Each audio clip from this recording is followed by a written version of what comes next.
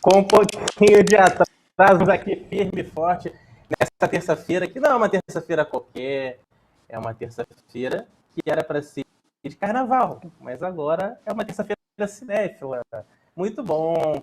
Hoje nós vamos receber uma pessoa muito especial que eu gosto bastante, querida amiga, já conversamos muito sobre cinema, estamos em debates, eu chamava ela toda hora para os debates no cinema, trabalhava. Ela é uma pessoa muito especial. Para quem não conhece, vocês vão amar, vão querer seguir as coisas com todos os convidados aqui. E sabem, pessoal, todo mundo que vem aqui é cinéfilo, gosta de cinema, né? E só vai sentar aqui neste do lado, é desse lado aqui, não, é desse lado aqui. Naquele lado aqui, pessoa que gosta de cinema, que tem amor pela... E eu espero que vocês estejam gostando dessa nossa aventura. Hoje o programa hoje para mim é o número 13, bem bacana. A gente fecha o mês de fevereiro com um grande amigo da Aninha também, o Rodrigo Fonseca, que fechar na próxima-feira. Outro também de boa, pra caramba. Antes de apresentar a convidada, como a gente sempre faz aqui, para apresentar que quem participa do E aí, querido, que nem a Aninha, a gente usa mais ou menos o textinho que tem lá para poder anunciar a nossa querida convidada de hoje. Nossa entrevista hoje é uma grande cinéfila carioca, além de ser querida por todos nós. Ana Rodrigues é jornalista da Rádio Sul-América Paradiso e da Associação de Críticos de Cinema do Rio de Janeiro. Vamos falar sobre esta ação. Jornalista desde o início da década de 90, trabalhou na Tropical, Tropia, Nativa, no Jornal do Brasil, muito mais. Aninha, boa noite, muito obrigado pela presença, é uma honra ter aqui nosso tudo bem? Tudo bem, Rafael Camacho, é uma honra falar com você a qualquer momento, em qualquer lugar que a gente encontra o Rafael Camacho. A gente tem ótimas conversas, ele é uma das pessoas mais acolhedoras e agregadoras do nosso meio de crítica cinematográfica, e a gente precisa disso, né? A gente precisa num momento tão apavorante que a gente está vivendo nesse país. Eu já vou falar logo rapidamente sobre o clima que a gente está vivendo. Então, quando a gente tem pessoas acolhedoras como você, positivando e levando a gente para crescer culturalmente, isso é um alento nesse momento tão triste do nosso país. Certeza, querida amiga. Olha, pelas palavras. Você sabe, meus amigos, eu recebo muitos amigos meus, o pessoal vem com os adjetivos bem gostosos. Mas é isso mesmo, sinta-se também assim, sempre na recíproca. As pessoas sabem, todo mundo que eu tô aqui, poxa, que eu sinto que tem um grande amor pelo cinema. Não é porque são meus amigos, pessoas que eu conheço, eu nem conheço. Semana passada, o Chico Firman, que eu pensei que era Fireman. Firman. Ele elogia a Aninha, mas eu nunca vi o Chico pessoalmente. Foi um grande papo aqui. Eu tenho certeza que ele gostou bastante também. A gente depois falou bastante. Foi bem bacana. Então, nem todo mundo que eu conheço, assim, às vezes pelas redes sociais, não sempre pessoalmente. Mas a Aninha, conhecemos há muitos anos. Aninha, vamos começar. A gente sempre começa. Assim, tem muita gente que assiste a gente, principalmente o pessoal gerais, né? A gente tem a agência, não só em que é onde da onde vem a transmissão do programa, né? Dentro da TV Caeté, que é um projeto do Rafael Oliveira, nosso diretor, nosso ponto, grande Rafa.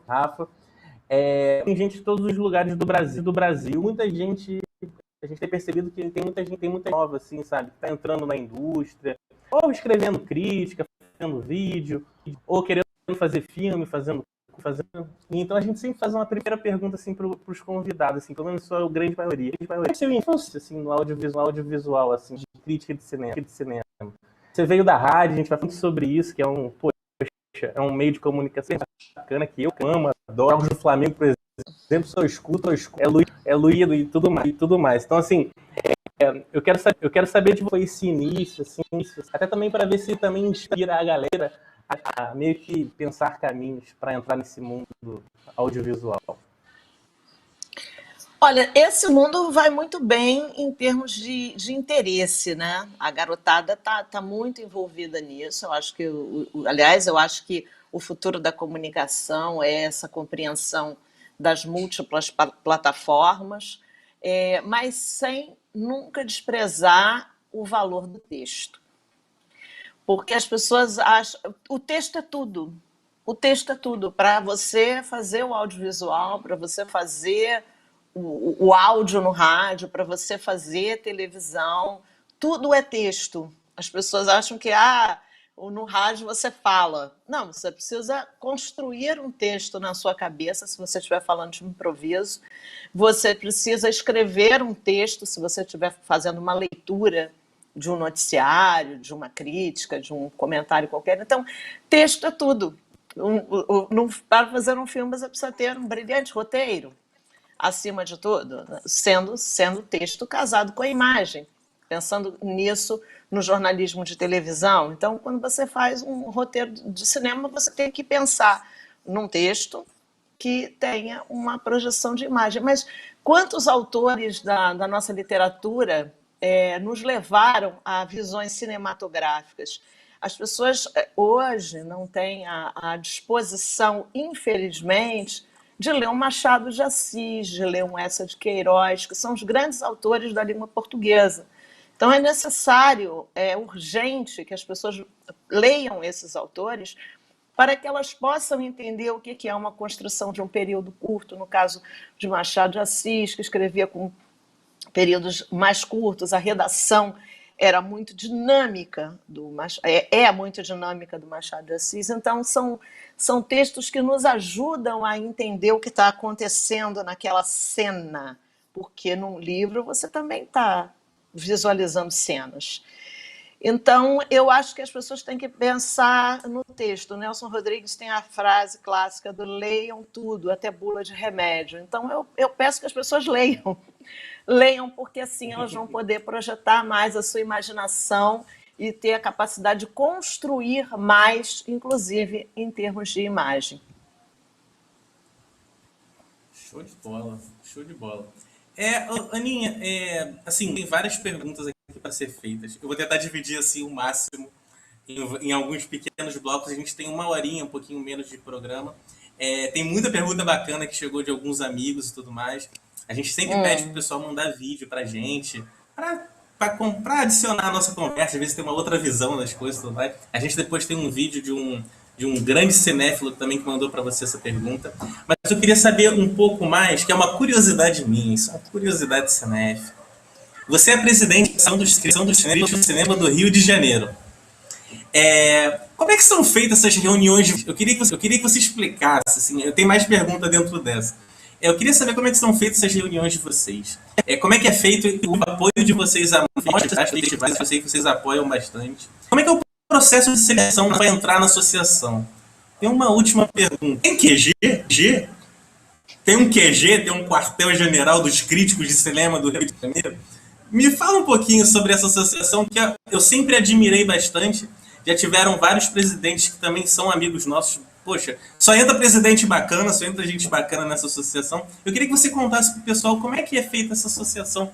Assim, como é que vocês se reúnem, como é que são feitas as pautas, essas coisas todas, assim. Explica um pouco pra gente.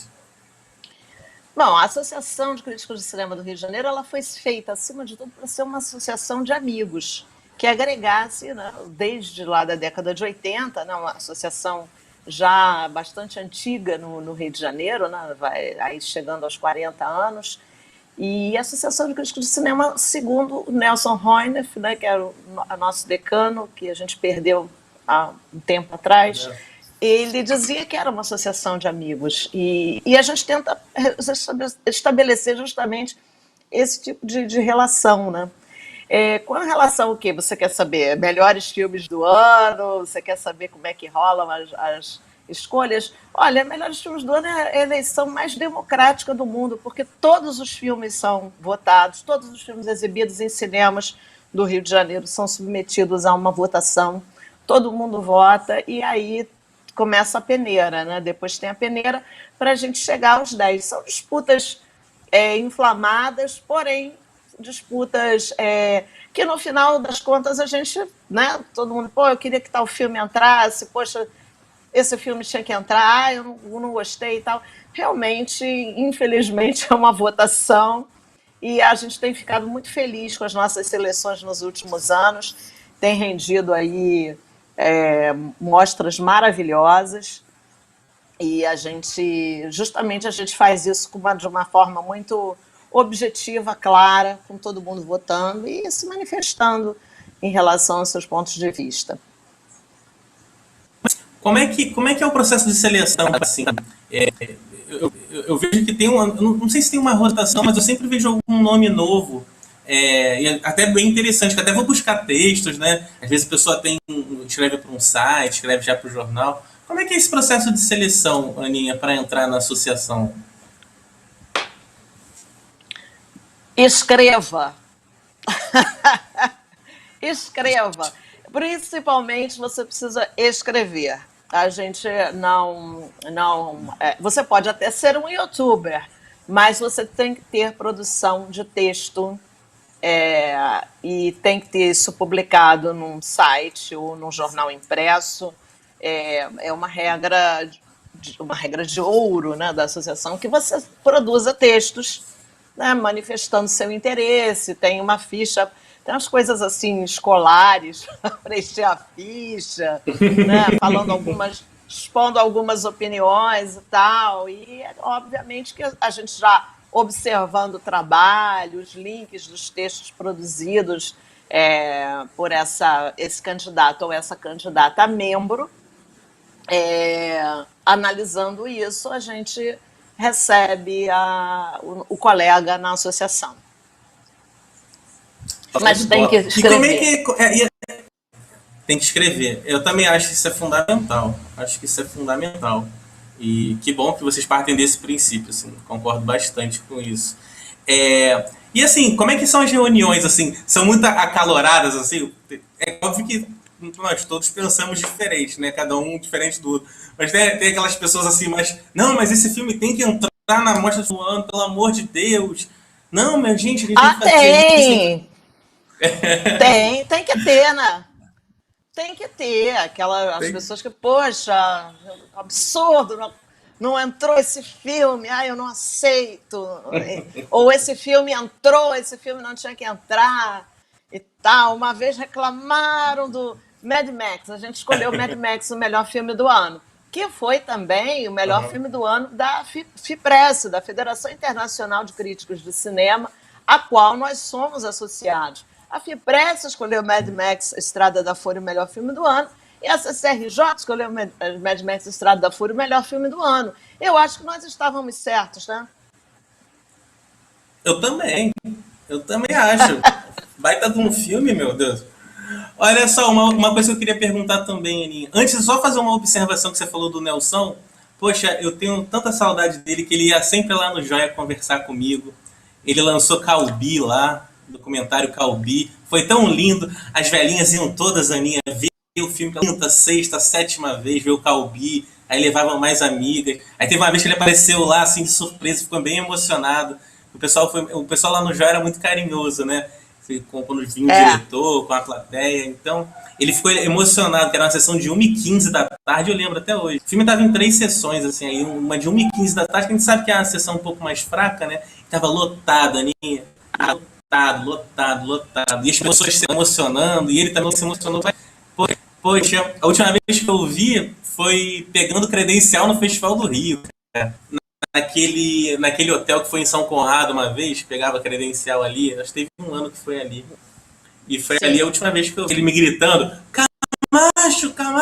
Saudade. Eu tenho saudade desse homem do cinema. Você lembrou um filme dele que eu considero muito importante. O filme do Calbi, Ele é um documento de um grande artista brasileiro, Calbi Peixoto, e os documentários, eles proporcionam isso, né? Essa oportunidade de a gente levar a história de um grande artista nesse país tão carente de memória, a gente ter um filme sobre o Calbi Peixoto. E o Nelson nos deu esse presente. É um belíssimo filme e eu sou muito apaixonada pelo Calbi, e o Nelson foi presentear a gente com essa obra maravilhosa. Bem lembrado por você. Não, que a gente tenha é, esse momento. com certeza. Você falou dos documentários, né, que falam sobre os artistas, alguns, né? Por exemplo, o Paulo Henrique Fontinelli tem o Cássia, né, que é espetacular, maravilhoso documentário também sobre a Cássia Eller. Eu vi recentemente, Aninha, na mostra de Tiradentes, eu acho que foi de Tiradentes, que foi online, né? Eu vi um documentário, Todas as Melodias, sobre o Luiz Melodia, de quem eu sou fã dos shows de Luiz Melodia. Muito bonito também. É um recorte, assim, bem curtinho, assim, nada muito profundo. Mas só de ouvir aquela voz, né? Aquelas letras loucas, né? Várias nuances, assim, vai para um lado, vai para o outro. E agora também, recentemente, eu vi um documentário da Alcione, que entrou em circuito agora, né? Acho que na última quinta-feira. Sim. E o samba o samba é um novo jazz. Eu esqueci o nome do filme agora, mas é alguma coisa parecida com isso. E bem legal, bem bacana. Fiquei sabendo de várias histórias da Alcione que eu não sabia. Eu acho que alguns documentários nacionais pegam muito disso, né? As curiosidades, né? Do artista, né? Coisas que Do a gente não sabe. artista e que ficam, né, documentadas para que as pessoas conheçam e sejam apresentadas e reapresentadas a eles, né? A minha irmã tem uma história muito curiosa de uma situação em que ela falou do Caetano Veloso. Minha irmã é professora, ela falou do Caetano Veloso da escola, ninguém sabia quem era o Caetano. E ela ficou preocupadíssima, ela falou, não, vocês precisam saber quem é Caetano Veloso. Né? Então, é por isso que esses documentários precisam ser feitos, né? Porque as pessoas precisam conhecer essas pessoas. Na CCRJ a gente tem a sorte de ter, né, o Mário Abad fazendo os documentários tão bons do Neville de Almeida, né? Uma produção maravilhosa, e do Ivan Cardoso, né? Filmes que estão sendo premiados aí até fora do Brasil.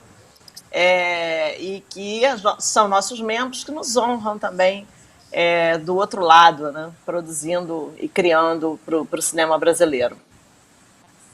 Com certeza. Você falou um outro grande amigo meu que eu adoro, querido Mário Abad. Um beijo pra você, meu garoto. Saudade de conversar com ele. Tá com o Mário. Mário é a figuraça. Olha, que cara sensacional também. Ele é gente caramba. Aliás, deixa eu fazer um adendo. Pode falar. Deixa eu fazer um adendo. Você falou do Rodrigo Fonseca, que é meu vizinho de Penha, de Penha ou de Vila da Penha, aqui no subúrbio do Rio, grande e querido crítico, e também o Chico Firman, que eu tive a honra de fazer com ele um júri da FIPRESS no Festival do Rio de 2017. Tive o prazer de conhecer Chico Firman, eu e Francisco Russo, que eu já conhecia. Eu tive o prazer de conviver com os dois fazendo um júri internacional, e que foram as melhores companhias dentro do ambiente cinematográfico. Um prazer estar com eles.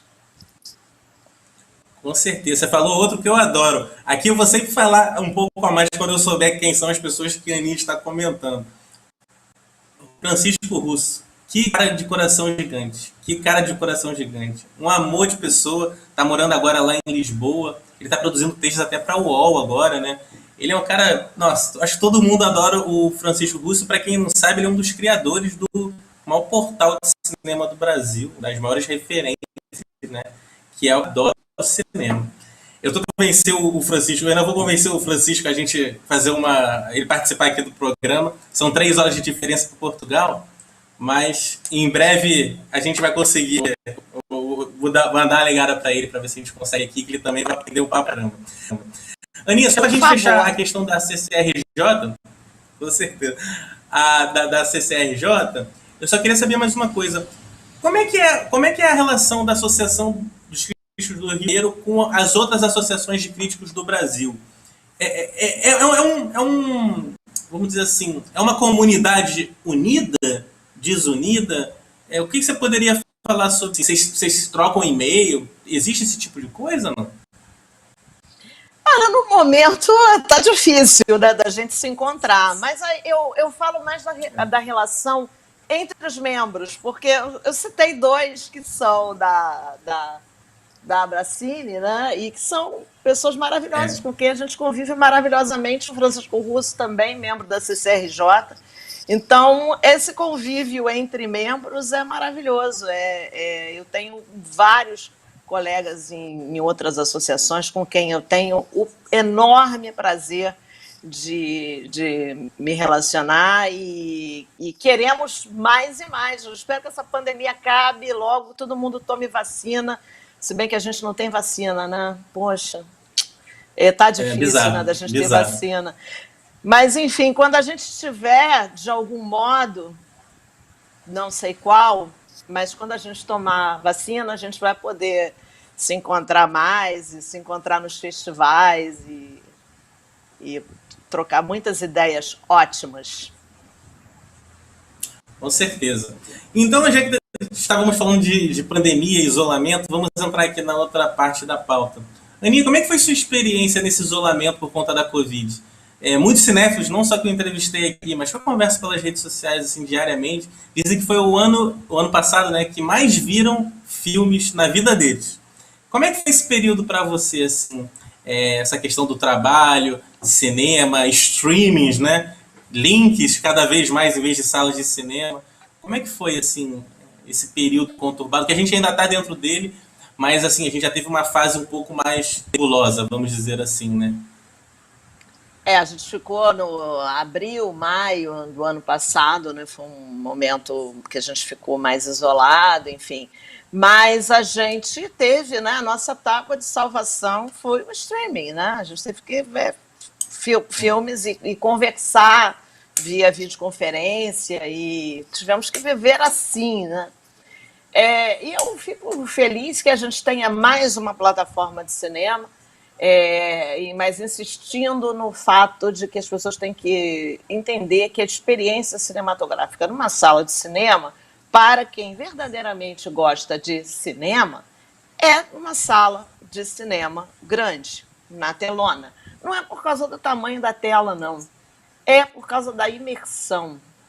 É por causa do compromisso que você tem quando está dentro de uma sala de cinema. Você saiu de casa porque você precisa ver aquilo e aquilo é importante para você, como uma atividade social, como um evento para você encontrar pessoas, como um evento para você sair da sala e conversar sobre o filme.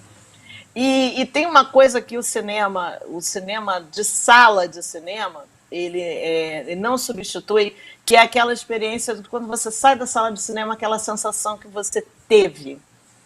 O que você levou daquele filme? Já aconteceu muitas vezes comigo, deve acontecer com você também, e com a maioria das pessoas que ama cinema, que você sai da sala de cinema e você fica pensando naquilo, eu preciso conversar sobre esse filme, eu preciso falar sobre esse filme. Então, quando a gente fala de cultura, a gente pensa isso, a vida se torna menos vou usar aqui um termo, menos vagabunda, né? A vida hoje está tão absurda que quando você tem a oportunidade de pensar em certas questões e conversar sobre elas, você tem a oportunidade de crescer como pessoa também, né? O próprio Hector Babenco fala isso, né? Que você tem que sair. Quando você sai de uma sala de cinema, você tem que levar... Esse filme tem que ser como um perfume, que você vai sentindo cheiro pelo caminho. Você não perde o gosto, o cheiro, e a imagem fica na sua cabeça, batendo em você. Então, eu acho que os cinéfilos, eles têm essa... Você gosta de falar cinéfilo, né?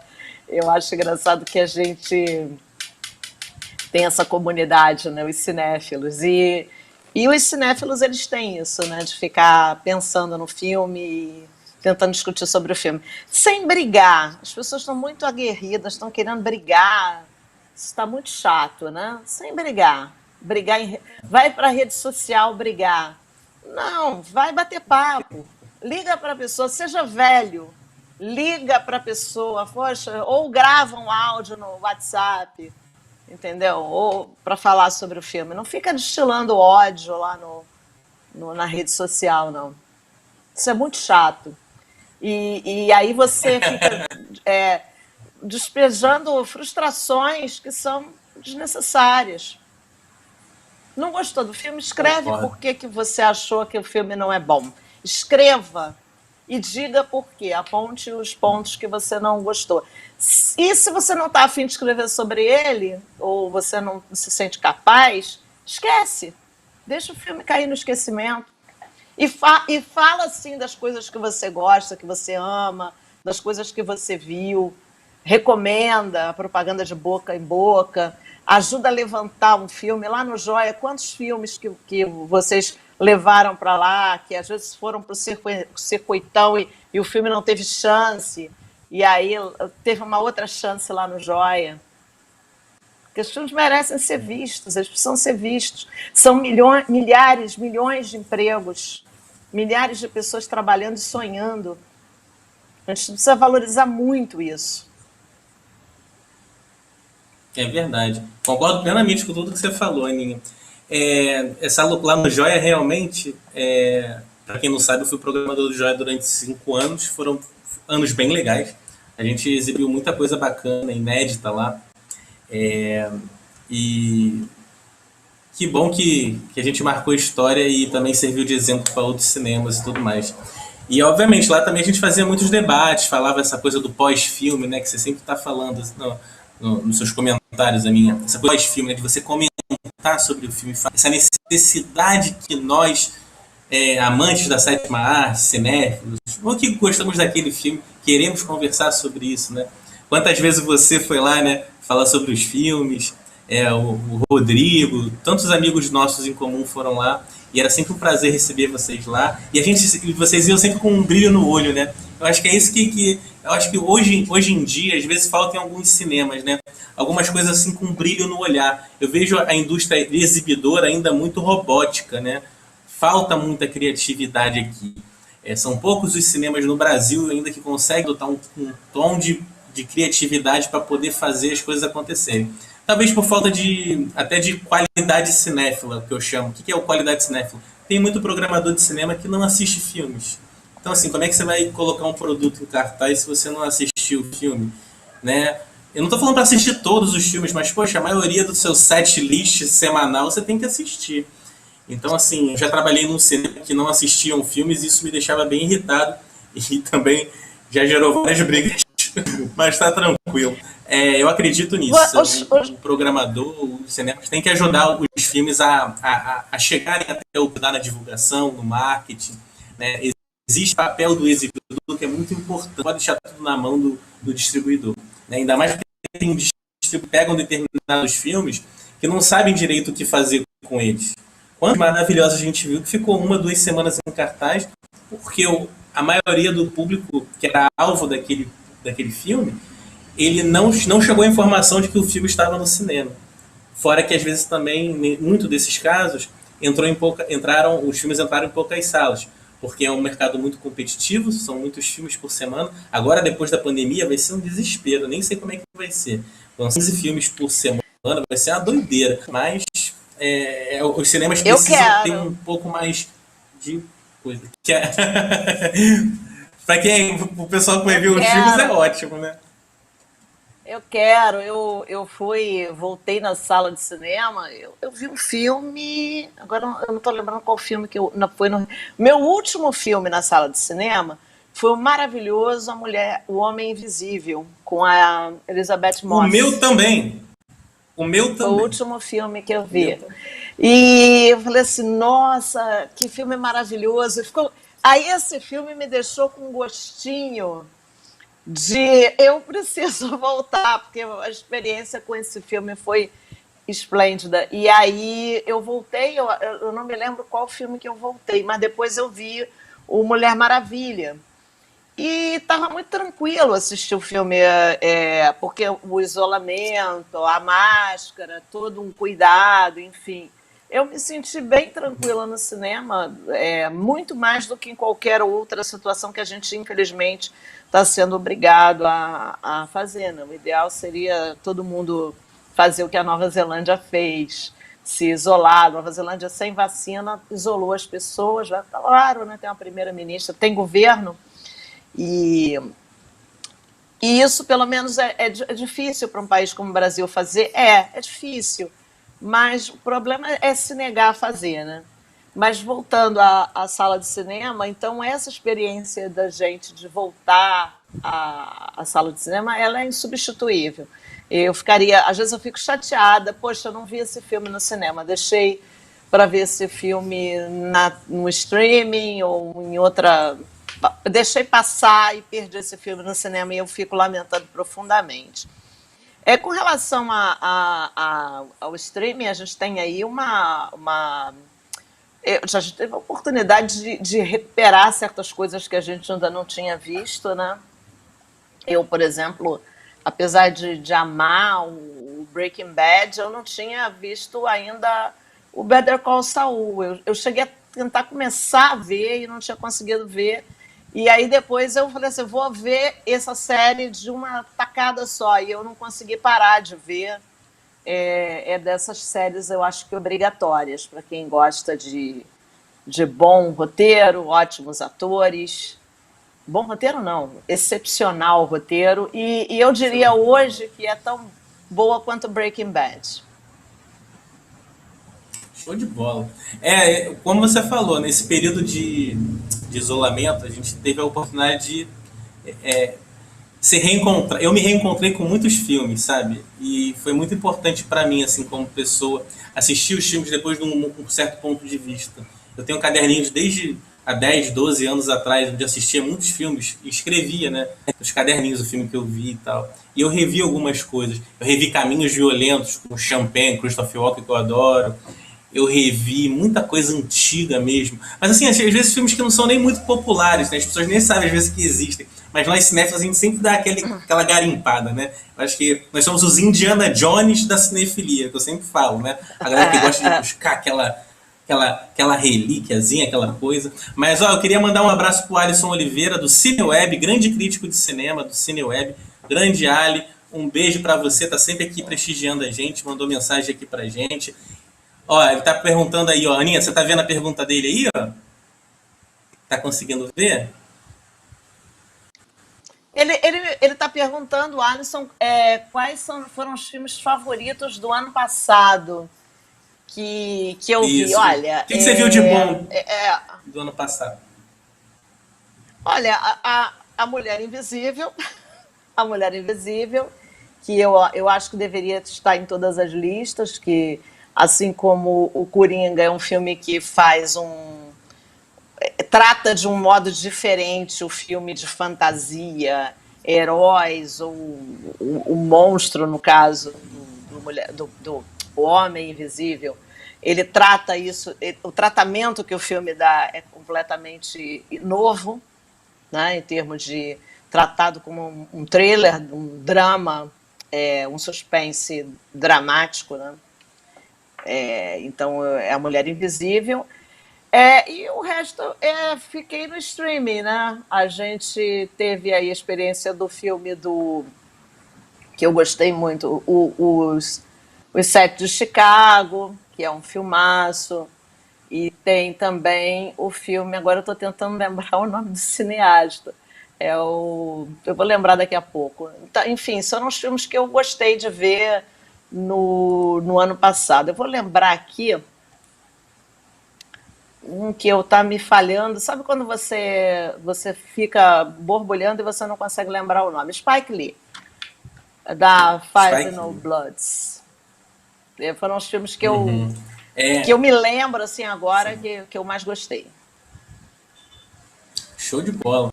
Eu também adorei a Mulher Invisível. Eu fiquei em Loach uma semana antes, eu acho, se não me engano. Aí depois eu fui ver a Mulher Invisível. Por isso que a Mulher Invisível eu fui ver com a minha. Aí eu lembro que eu perguntei para ela assim, ela é cinéfila, mas não num grau cinéfilo, assim, que eu sou, né? Aquele grau doentio, né? Você gostou? Ela falou, pô, adorei o filme. Ela é ótima. Eu falei, ela é ótima mesmo. Elizabeth Moss, ela é espetacular, uma baita de uma atriz. E outro que eu não me lembro se foi ano passado ou se foi esse ano, que é o Mank, do David Fincher, né? Que é um Né? filme que eu simplesmente achei fantástico, aquela figura daquele roteirista. Enfim, eu acho que a excelência do David Fincher é provada e tudo mais. Eu gostei do Tenet, por exemplo. As E o pessoas Tenet, têm tu uma certa acredita? preguiça com. Eu tô me guardando pra ver no cinema, Aninha. Sabe? Eu tô na esperança de que quando eu Não, mas voltar, você acha que vai vão voltar? botar de cartaz de novo. Olha, se eu fosse o Assim, programador, eu o voltava com o Tenet. Tenet. Assim, a todo mundo vacinado, eu voltava com o Tenet pelo menos uma sessãozinha 8h30 da noite, assim, sabe? Ah, foi o Tenet, que foi o primeiro Eu filme que eu voltava. vi na volta da sala. Eu vi o Tenet e foi o primeiro filme que eu vi. O Tenet, que é um filme problemático mesmo, né? Porque ele não é feito para as pessoas entenderem a dinâmica. As pessoas são preocupadas prestando atenção na dinâmica do Christopher Nolan. E eu acho que na realidade ele está fazendo aquilo ali. Ele está fazendo aquilo ali para distrair. As pessoas ficam muito preocupadas em entender, olha, entrou, saiu, agora não, é aquele outro, e na realidade o Christopher Nolan ele não está interessado nisso. Se a gente está interessado nas essências daqueles personagens ali. Eu acho que mais para você curtir o Tenet é mais interessante você prestar atenção na mafiosa indiana, no protagonista, no personagem do Robert Pattinson, prestar atenção nas construções daqueles personagens, da Elizabeth Debicki e do Kenneth Branagh. Eu acho que não tem muito você ficar pensando ai, mas a trama é confusa e tem soluções meio toscas, enfim. Mas eu acho que o Christopher Nolan, ele colocou aquilo ali, mas não é naquilo ali que você tem que prestar atenção. Acho que se você prestar atenção nas relações daqueles personagens, você vai curtir mais. Eu amei o protagonista, eu gostaria que o filme, inclusive, voltasse. Não, vai Numa voltar, tenho sequência. fé. A numa dupla sequência? Pattinson e... eu acho a dupla Pattinson e Eu ainda não vi, David eu ainda não vi, eu não sei.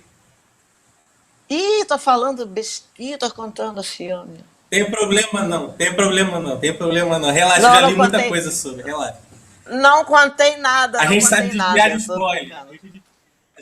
A gente sabe, ó, a gente dá aquela desviada assim, ó, tem erro não. Olha só, Aninha, olha só, vamos passar aqui para outra pauta. Primeiro, só mandar um beijo aí para todo mundo que está participando. Tem gente que não está conseguindo mandar mensagem pro programa. Pessoal, pode entrar pela plataforma do Facebook, tá? Que às vezes pela plataforma do YouTube dá problema na hora de enviar a mensagem. Então, se quem quiser, pega o link pelo Facebook, tá? Ô, produção, pode botar o link aí na tela se você conseguir, produção, do Facebook também, que a galera já manda direto mensagem por lá também, tá bom? Que o meu WhatsApp aqui tem mais de 30 e poucas mensagens aqui, eu não estou conseguindo abrir aqui para ler o pessoal, que meu WhatsApp é uma loucura, Jesus Cristo. Ô, Aninha, vamos passar aqui para um próximo ponto, que é um ponto bem bacana que eu adoro, que é essa questão das múltiplas. Mas a gente já falou um pouco sobre, vamos dizer assim, esses novos caminhos da comunicação, e você trabalha num veículo que é um dos mais antigos, né? Dentre esses todos os novos que estão sendo criados e tudo mais. Como é que você vê o papel do rádio assim, nessa atualidade? E o rádio, que nem o cinema, nunca vai morrer? O rádio está bombando, cara. O rádio está bombando. O rádio é um dos veículos que mais cresce nos últimos anos. E agora com variadas formas de rádio. Eu entendo podcast como rádio. E eu entendo o Clubhouse, por exemplo, que é um novo aplicativo de reuniões e debates. Eu entendo o Clubhouse como uma forma de rádio. e é um veículo que tem o imediatismo, a intimidade com o ouvinte, nada é mais íntimo do que o rádio, e nada mais sério também em termos de responsabilidade com o que você está transmitindo, porque como é um veículo muito rápido e ágil, você pode falar coisas que deixam uma questão muito séria ser mal comunicada, ser mal interpretada. E no momento em que a gente está vivendo de tanta má interpretação, de tanta dificuldade das pessoas em interpretar, você já notou, Rafael, como as pessoas elas estão com dificuldade de entender, de interpretar aquilo que está sendo dito? Uma preguiça enorme de buscar a verdade. Porque nós estamos vendo, agora, pensa bem, a gente vive as fake news. As fake news estão aí. Quem pega... Porque a fake news é meio que uma doença, né? É uma doença que vai fazer mal para você intelectualmente. Então, quando você pega uma fake news, você está contaminado. Então, esse tipo de coisa, você sabe que está errado, você sabe que você tem que fugir, você sabe que você tem que buscar informação boa, de qualidade. Então, você tem que procurar várias fontes de informação, não é procurar alopradamente, né? Você tem que procurar coisas com credibilidade, você tem que procurar ler coisas que tenham uma informação mais precisa. Olha, isso aqui está me parecendo uma coisa séria, para você não cair na farsa, né, que a gente está vivendo hoje. Na realidade, hoje as coisas viraram uma verdadeira farsa de narrativas lamentavelmente burras e às vezes até e principalmente criminosas, né?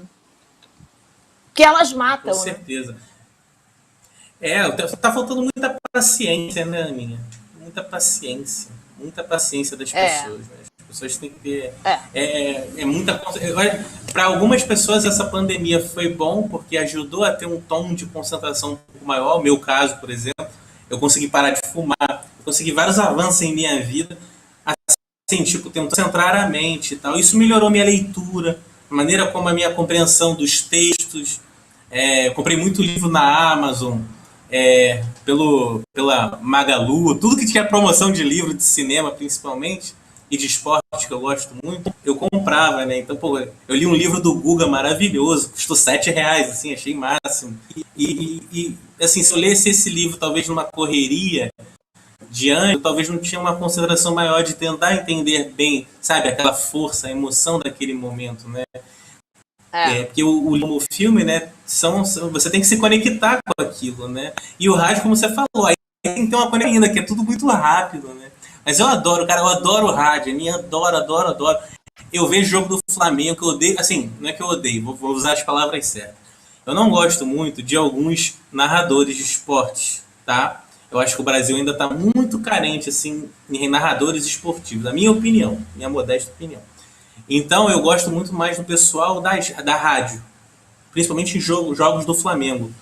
O cara deu um bico lá no alto, assim, longe pra caramba, o cara passou raspando. Eu adoro esse tipo de coisa, sabe? Essa contradição. Eu tô vendo que a bola foi lá na putz grilo e, tipo, o cara passou raspando. Eu adoro esse tipo de coisa. Eu adoro o Luiz Penido. Então, assim, tipo, eu gosto de ver os jogos do Flamengo com o Luiz Penido. É um grande amigo. É um grande querido amigo, aliás. Essa questão da narração no rádio e na televisão, ela tem muito a ver com isso mesmo, com essa dificuldade que as pessoas hoje em dia, até mesmo os narradores, têm de narrar o jogo. A gente tinha o Luciano do Vale, que era um cara que narrava o jogo. Ele estava no estádio, e aí lá no estádio ele podia perceber coisas dentro de campo que as outras pessoas que estão vendo pela TV não têm capacidade de ver. E ele tinha essa preocupação de narrar o jogo. Hoje em dia, não. Hoje em dia, o cara quer comentar também, ele quer achar várias coisas, entendeu? Então, tá meio chato, né? A narração, às vezes dava para tirar o som e ficar só assistindo, olhando para a TV. Enfim. Mas essa companhia que o rádio faz do fato de você poder estar deitado, cochilando, mas ao mesmo tempo você está ouvindo, aí você, pô, acorda com uma notícia incrível, ou quando você está no seu carro, ou quando você está no seu transporte público, no seu trabalho, ou na sua cozinha, fazendo alguma coisa. Enfim, o rádio ele tem essa intimidade que é imprescindível e hoje em dia está muito presente. Aliás, como eu te disse, o rádio é um veículo que está num momento muito bom. Aqui, ó, eu tenho até o meu próprio. Esse aqui é o meu fone de ouvido, o título do rádio. Eu só escuto os jogos do Flamengo com esse fone de ouvido. É mania mesmo. Só escuto isso aqui. Luiz Penido está sempre aqui, guardadinho. Bota a hora do jogo para poder ouvir o meu Mengão. Ô, Aninha, olha só. O que eu mais quero falar aqui com você é falar mais um negócio que é. Nosso Mengão, com certeza. Nosso Mengão. Mandar um abraço, vamos ganhar. Mandar um abraço pro Rogério. Vamos ganhar dos gaúchos. Com certeza.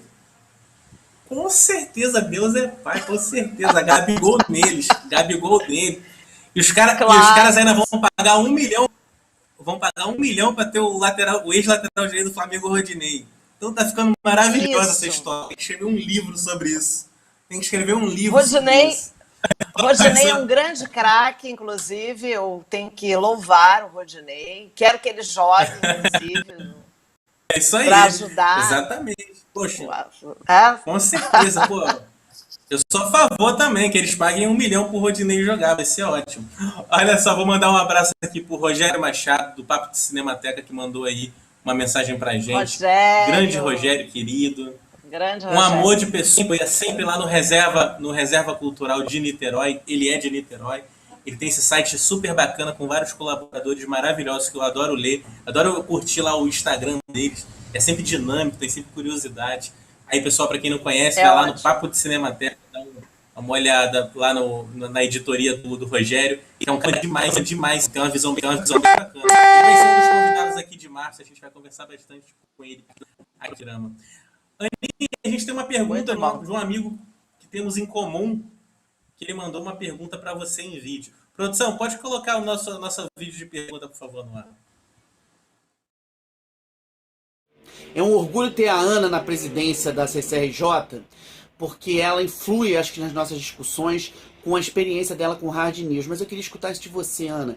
Como é que essa tua relação com a notícia rápida, com rádio, de grande radialista que influi na sua análise dos filmes? E outra, qual vai ser a surpresa para você na temporada de Oscars desse ano? Beijo!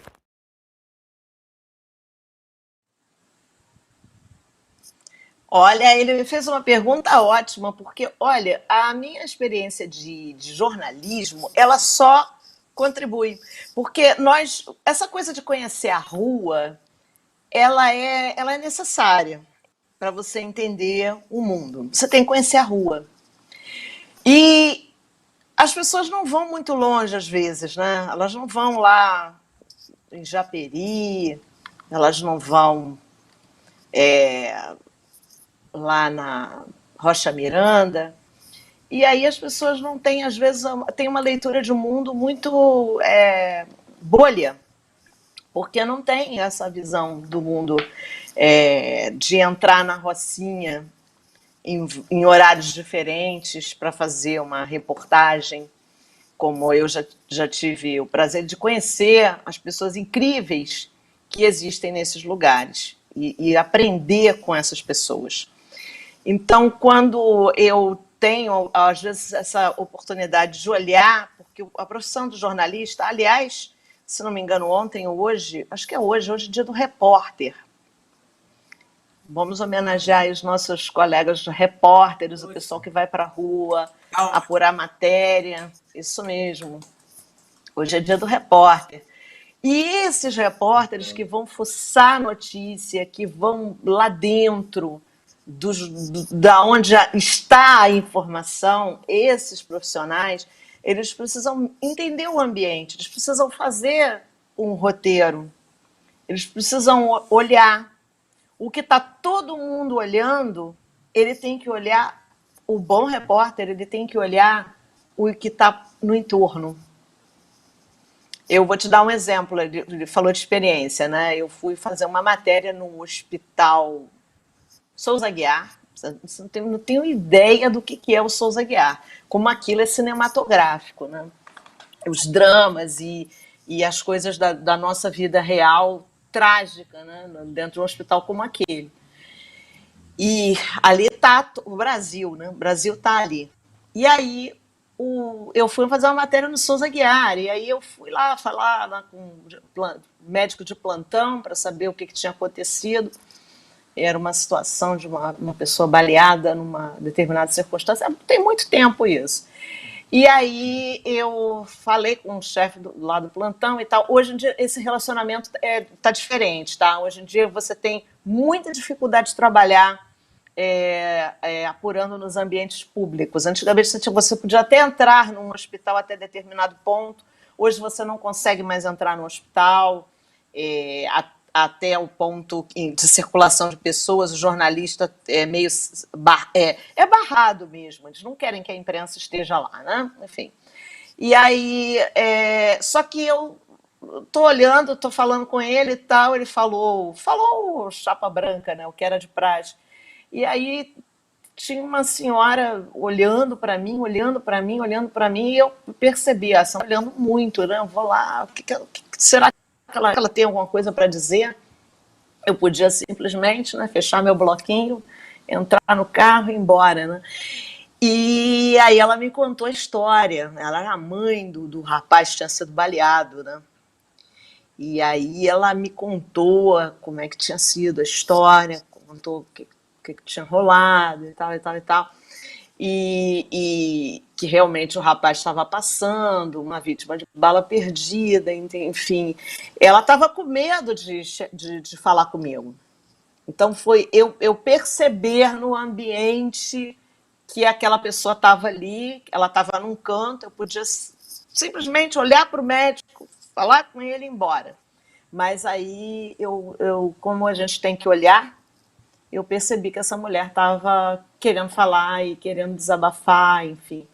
E aí a história é completamente diferente da história que a polícia estava contando, ou que, enfim, o que a gente oficialmente poderia receber de informação, porque ela estava ali. Então é isso que eu acho que é fundamental, é que as pessoas olhem o seu entorno, elas tenham a percepção, e isso é a mesma coisa um filme, né? Você olha o filme de uma forma mais ampla, olha os vários detalhes que estão ali, que foram colocados ali, porque eles têm um propósito, né?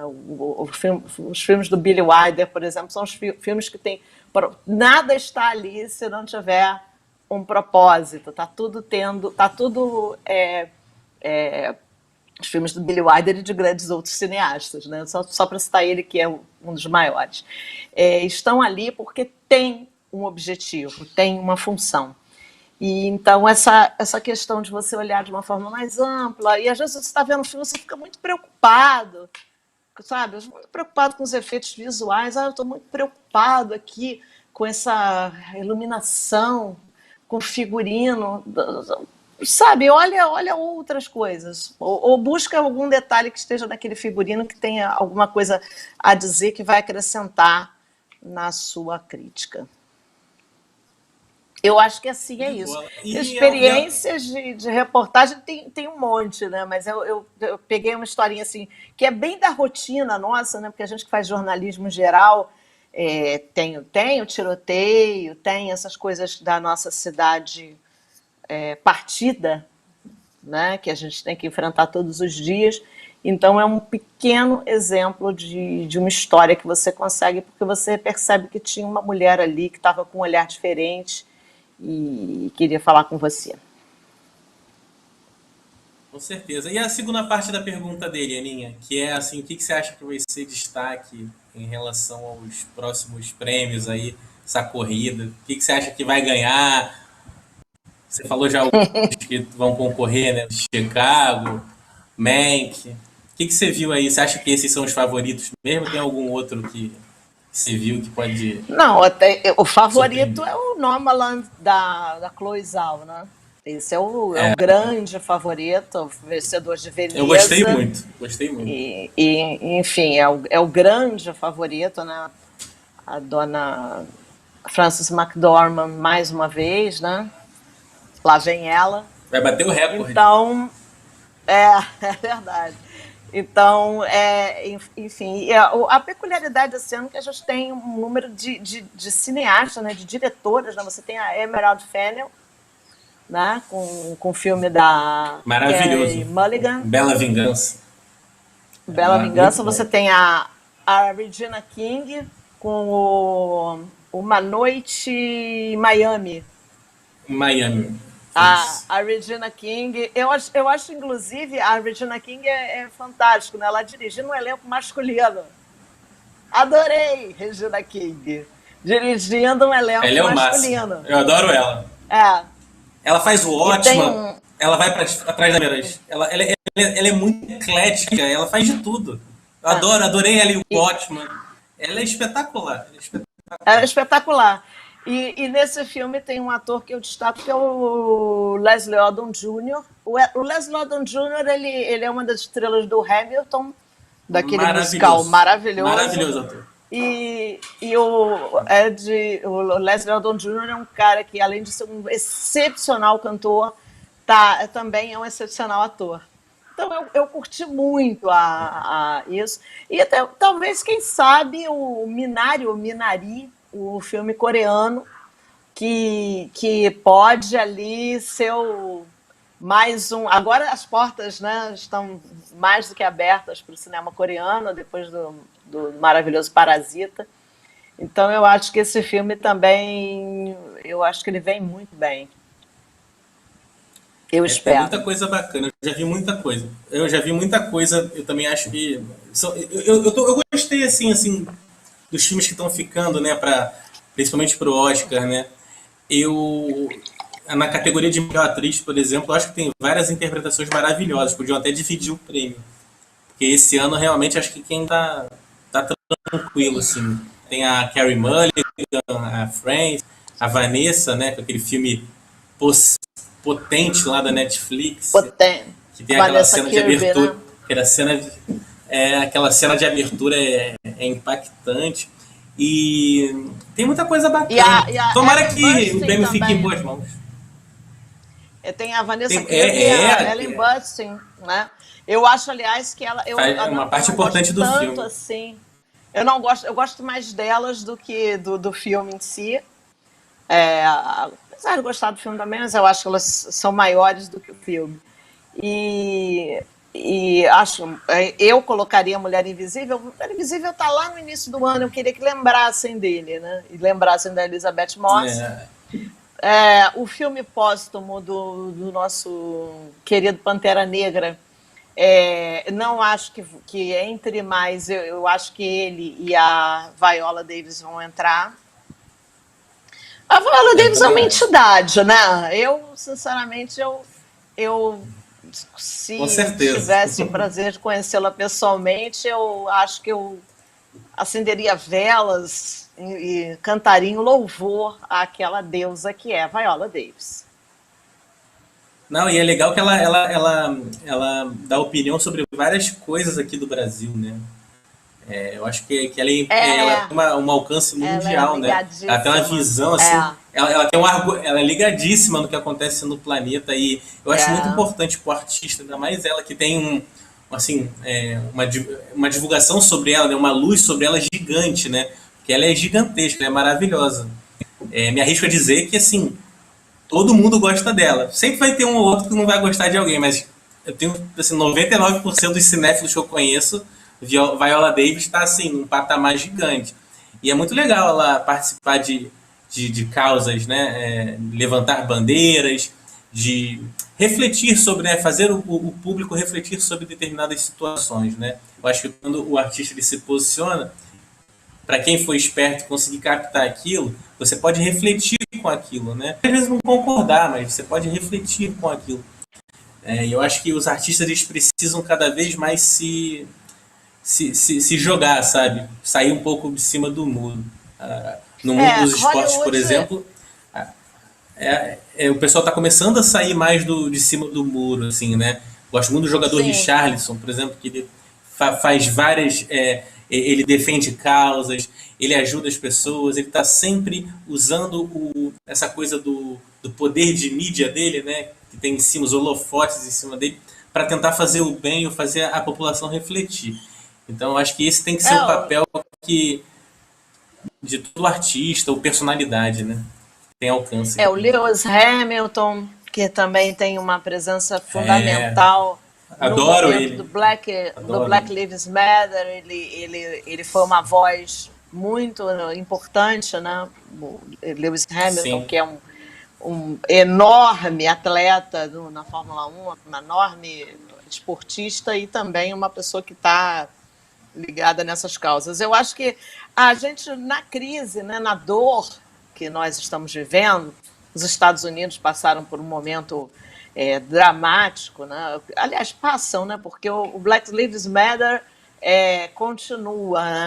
É uma coisa que, infelizmente, a gente vai demorar ainda muito para extirpar, né? Tantos séculos de horror, mas esse movimento é um movimento que tem que estar sempre aceso, tem que estar sempre batendo, a tecla do piano tem que estar tocando o tempo todo, batendo, batendo, batendo, batendo, batendo, não deixar essa porta fechada, esse grito tem que estar sempre sendo ouvido. Eu acho que o cinema abraçou essa causa, não só a ação do Black Lives Matter, como a ação antifascista que nós estamos vendo.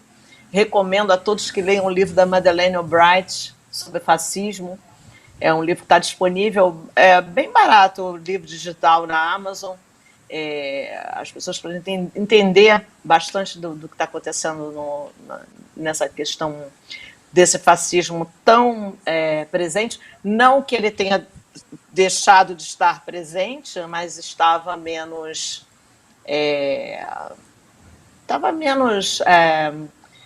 digamos, evidente. evidente e menos atuante. É um absurdo, né, que a gente tenha que imaginar que em 2021 eles estão atuando. Então, nós temos que nos Certeza. proteger através da comunicação, da arte, contra essas pessoas que querem um mundo só para elas.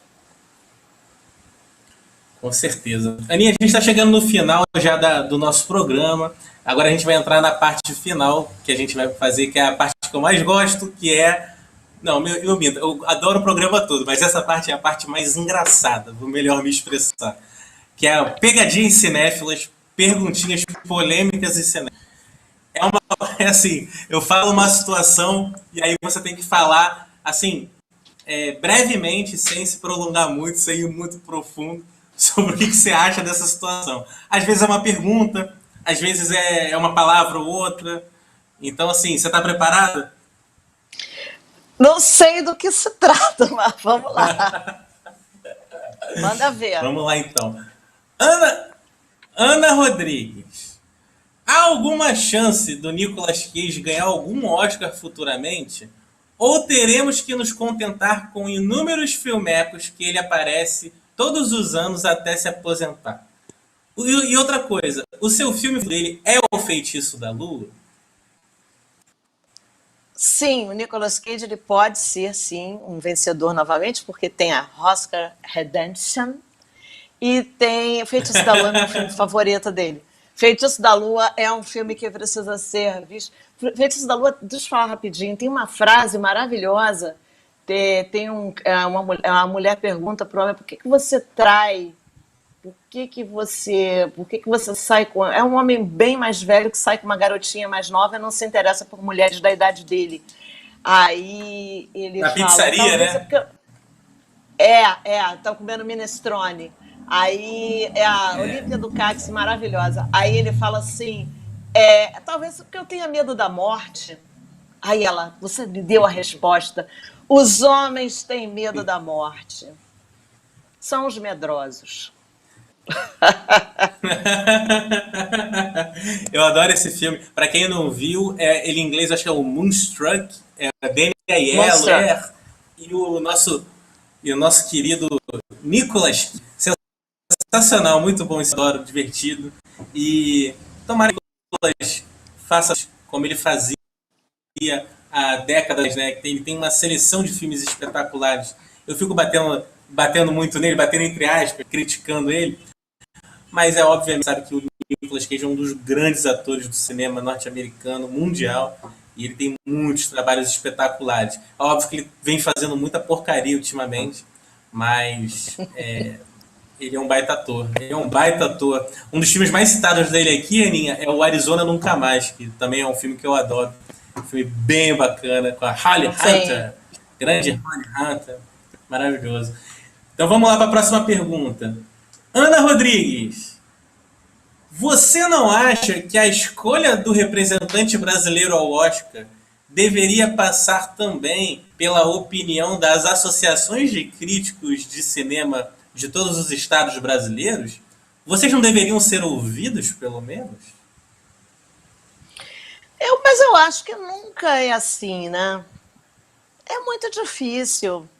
É muito difícil. Eu gostaria de opinar.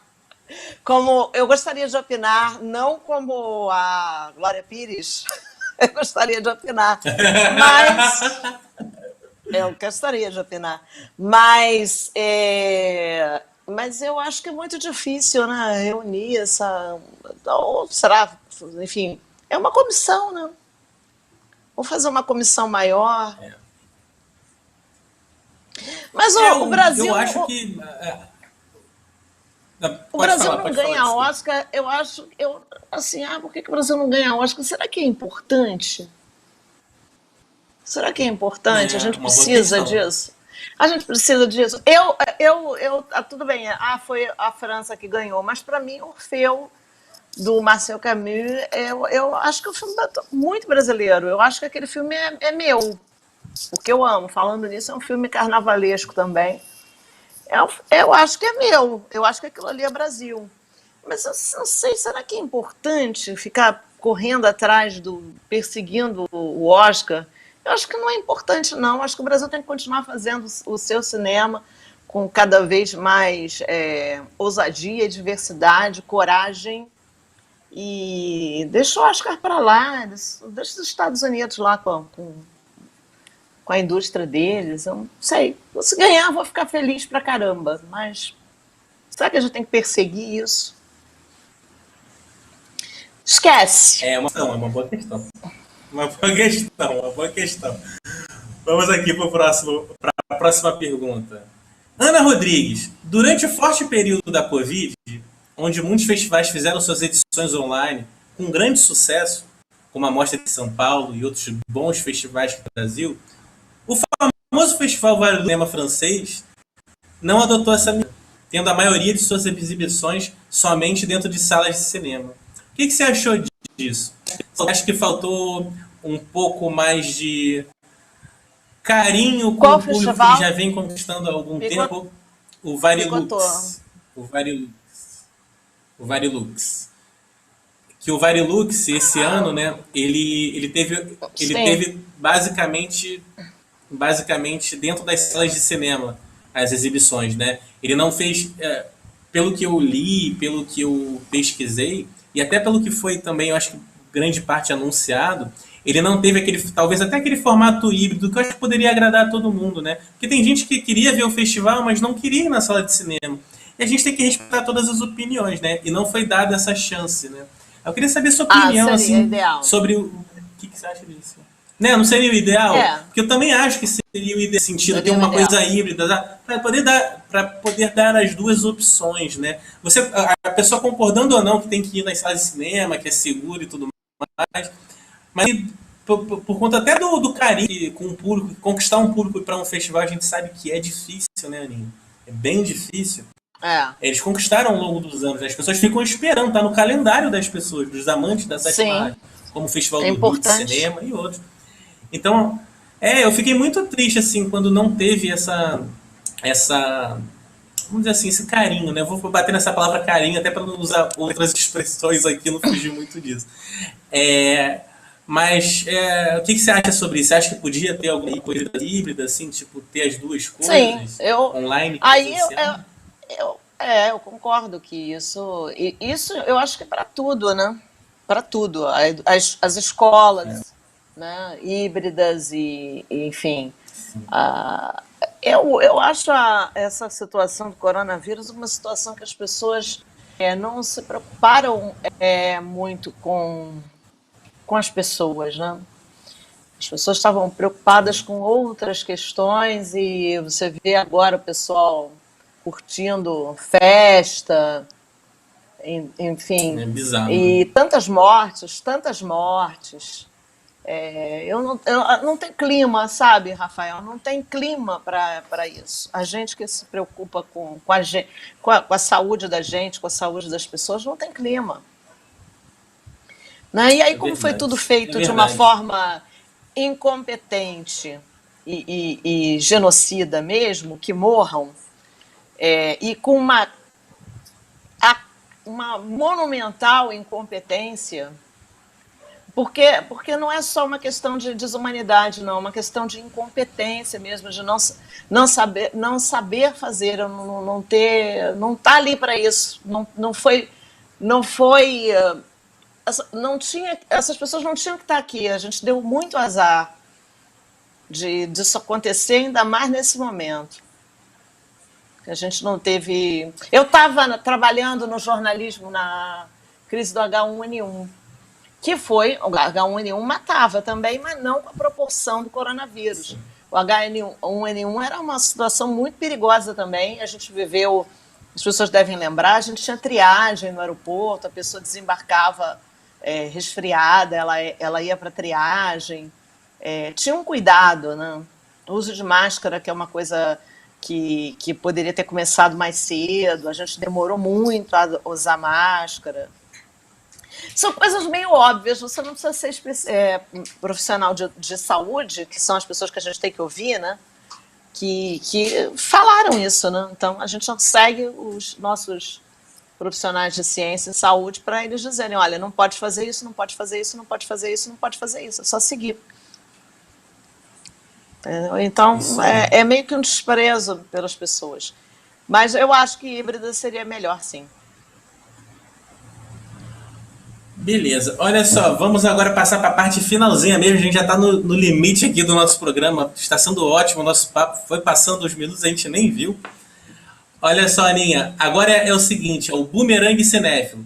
Consiste em um convidado pensar numa primeira imagem que vem na cabeça quando eu palavras ou um jogo de palavras, tá bom? Às vezes pode ser uma comparação, aí você fala outro, ou às vezes é um pensamento um pouco mais longo, tá bom? Vamos lá então. Ana Rodrigues, Truffaut ou Bergman? Ah, difícil, mas o Bergman, claro. Ana Ele, sempre Rodrigues, ele. diga. Ana Rodrigues, diga um ótimo filme nacional que você acha que poucas pessoas conheceram. Ou algum filme nacional que você queira indicar pra galera. Um filme nacional que poucas pessoas conheceram. É no Ai, seu eu ponto não de consigo. vista. Ou algum filme nacional que você queira. Algum filme nacional que você queira indicar, assim, que você viu e falou, poxa, que legal, um documentário. Pode ser algum aqui, até que você acha que muita gente viu, mas que você quer recomendar. Eu tenho um filme chamado Serra Pelada, é um filme Sim. sobre Serra Pelada com Matheus Nattergalli, que é um filme que não foi assistido e eu achei que era um filme necessário para entender o Brasil da década de 70 e até o Brasil de hoje. É um filme que eu gostaria que as pessoas dessem um pouco mais de atenção e passou assim ao largo. Serra Pelada, é um filme que. O cinema brasileiro, você tem que entender que o cinema brasileiro é nossa história. Está sendo contado ali, é uma passagem nossa, é uma coisa muito nossa, né, de coisas que aconteceram ou que acontecem nesse país. É um filme que eu tenho uma memória e falei assim, pô, esse filme não aconteceu, que pena. porque é um filme eu gostei bastante. E ele era importante para falar de um momento brasileiro do descarte de pessoas. Eu vi esse filme na cabine, se eu não me engano, algum tempo atrás. Eu acho que na mesma época teve um documentário, se eu não me engano, sobre Serra Pelada. Acho que não foi simultâneo, foi no mesmo ano. Eu acho que era até complementar ao que mostrava a ficção. Ana Rodrigues, qual é a melhor sala de cinema na sua opinião, ou aquela que você tem mais carinho? Pode ser nessa vertente ou nessa outra. Assim, para você ter várias opções, é o Espaço Itaú, né? Ali em Botafogo. Eu acho as salas de cinema do Rio muito precárias. Eu acho que ainda falta um pouco mais de, como você falou, de carinho. Mas acho o Espaço Itaú, eu gosto. Eu tenho muito carinho pelo Roxy. Eu acho lindo aquele cinema. Eu acho que aquele cinema é uma coisa deslumbrante. Eu acho meio que uma catedral, assim, né? Aquela calçada, Roxy, ali na porta. Cinema de rua. Então, eu diria que é o Roxy. Mas uma coisa que eu sinto falta, você estava falando de debate, né, em sala de cinema. Claro que lá é a cidade do cinema, né? Mas em Los Angeles eles têm um procedimento no cinema que eu acho fantástico. Em qualquer cinema que você vá, tem um apresentador do filme na sala. Ele faz uma rápida introdução sobre o que é o filme e dá alguns detalhes sobre o filme. Então, isso é uma coisa que, pelo menos nessas salas que tem uma certa relevância, né, para o cinema de arte, como uma estação, o próprio Espaço Itaú e tal, poderia ter a figura da pessoa que apresenta o filme. Eu acho legal isso. É uma reverência ao filme e à plateia que está assistindo. A cerca de 1 quilômetro do Roxy, tinha um cineminha no subsolo de Copacabana, que o programador de vez em quando ia anunciar os filmes, conversar com o público. É muito legal. Sim, é uma troca muito importante. Conheci. Troca muito Eu importante. conheci o Cine Joia que, é uma que troca tinha, muito importante. tinha essa relação. E eu acho que isso lá eles fazem por um investimento na própria indústria de colocar os seus filmes no patamar que eles merecem, né? Isso aí, vamos lá então aqui. Aninha, qual é o melhor streaming disponível no Brasil? Assim, que você acha que tem mais filmes legais? Assim, não precisa ser em relação ao catálogo melhor, não, mas qual que você mais assiste? Qual que você recomenda mesmo? Esse streaming aqui tá bem legal. Também em relação à navegação, que eu vejo que muitos streams têm problema de navegação bem grave, até na busca e tudo mais. O que você acha aí desse... Qual que você mais gosta desses streams? É difícil porque, assim, tem coisas... Eu tenho visto coisas extraordinárias na Amazon. Evidentemente que o Netflix ele tem uma diversidade. O Netflix tem uma coisa que é fantástica, né? Que o mundo inteiro está ali, né? Você tem um cinema alemão, eles têm o capricho de ter uma série chamada Criminal, que eu recomendo, que a série tem a versão Reino Unido, a versão Espanha, a versão França e a versão Alemanha. Então, é interessante isso, você diversificar a mesma linguagem, eles usam inclusive o mesmo cenário na série, mas em países diferentes, com histórias diferentes. Então isso é muito, uma coisa muito, essa globalização da Netflix eu gosto muito, né? E, enfim, é o mais antigo, né? E que as pessoas mais abraçaram. Mas eu tenho visto coisas incríveis na Amazon também, que tem enfim, apresentado séries excelentes. É muito difícil. E tem o MUBI, né, que é um canal de streaming de filmes de arte, que é coisa melhor do que isso, o MUBI. Maravilhoso, adoro o MUBI, adoro o MUBI. E na Netflix eu vejo muita série também. Eu tô vendo uma que eu ainda não terminei, mas estou louco pra ter, sueca, chamada Amor e Anarquia. É espetacular, estou adorando. Falar um pouco sobre o mercado editorial dos livros, né? Essa transição para o digital. e uma história de amor de uma mulher casada com um jovem estagiário, assim, bem interessante, bem interessante. Dá pra ver assim que tem vários pontos globais assim na trama. Tô adorando também, recomendo aí pro pessoal. A Aninha recomendou o Criminal e suas várias vertentes mundiais. Estou recomendando aqui a Anarquia, série sueca, muito boa. No Amazon tem o Maravilhosa Mrs. Maisel, que é uma delícia. Maravilhoso. O Maravilhosa Mrs. Maisel Muito tem as séries do Neil Gaiman, que são ótimas, Good Omens, são séries maravilhosas. E na Netflix também tem, para você querer entender o contexto político, e agora a gente vai ter aí um debate excelente sobre as costuras políticas para 2022, Borgen, que é uma série dinamarquesa sobre política. E como a gente está vivendo um momento de extrema complexidade na política brasileira, que exige uma enorme atenção e enorme análise das pessoas, não pensar de orelhada, assistam Borgen para ver um pouco da postura política dinamarquesa, que não é muito diferente daqui do Brasil, não. A gente vai ter um ano muito interessante aí, 2021, 2022, prestar atenção aí nas artimanhas da política. Vai e ser... agora, para fechar, Aninha, a última... pode falar. Não, pode vai falar, ser... O mundo real vai ser impressionante. Eu espero que seja bom pra gente. Tá difícil. Vamos tentar sobreviver a isso tudo. Vamos tentar sobreviver a isso tudo. Aninha, para fechar, curtiu o carnaval ou assistiu um filme de montão? Assistir filmes de montão. Eu já fui... Você acredita que eu já fui para o cinema, depois eu fui para o bloco? Eu já fiz isso várias vezes. Ir no cinema no carnaval é uma delícia. Ir no cinema no carnaval é uma delícia, porque os cinemas não ficam muito cheios. E aí você fica com a sala todinha para você. Eu já fiz isso algumas vezes. Fui no cinema, eu tô a fim de ver esse filme, meu bloco vai sair 4 da tarde, então eu vou ver o filme. Quando eu saio do cinema, eu vou pro bloco. As pessoas têm que curtir tudo.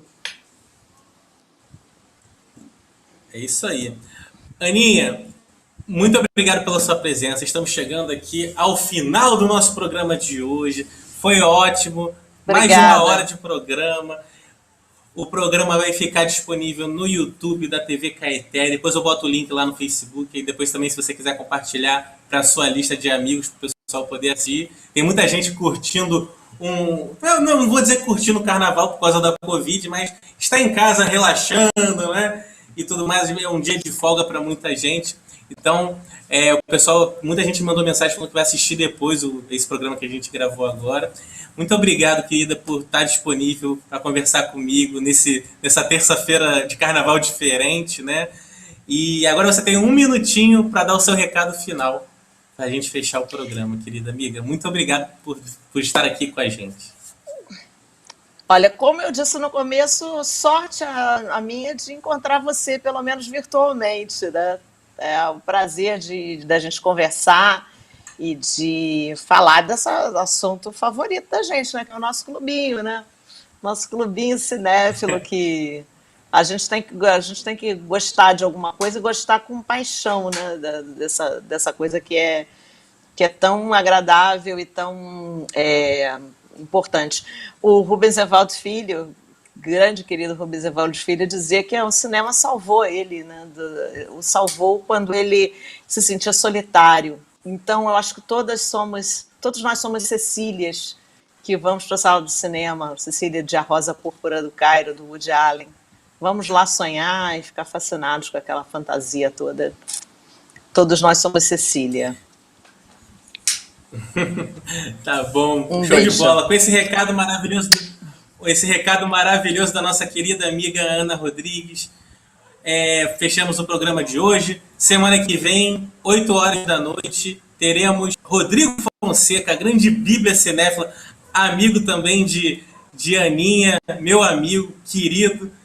Ele sabe muito, ele é uma enciclopédia e vai ser bem bacana. Espero que vocês tenham. Espero que tudo fique bem para todo mundo, que vocês tenham uma semana maravilhosa. E agora, para fechar o programa, a gente sempre exibe aqui um trailer. Eu escolhi essa semana um trailer de um filme que está na Netflix, chamado O Tigre Branco, um filme muito interessante, que eu espero que vocês assistam e depois comentem com a gente, tá bom? Aninha, um beijo para você, um beijo para todo mundo que está em casa. Obrigado. Pessoal, até semana que Obrigada. vem. Fiquem com Deus. Fica com Beijo. Deus. Tchau, tchau. Beijo. Tchau.